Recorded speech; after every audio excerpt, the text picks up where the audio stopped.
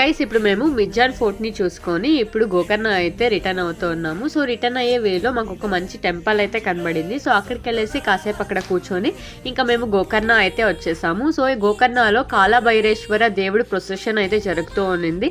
ఇంకా కాసేపు ఆ ప్రొసెషన్ని చూసుకొని ఇంకా మా రూమ్స్కి అయితే వచ్చేసాము. ఈ రూమ్స్ దగ్గర లైట్ వ్యూ అయితే అద్దరిపోయింది.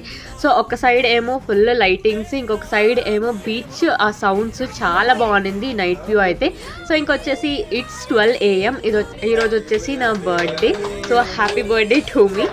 Thank you so much my dear sweetheart for this beautiful surprise.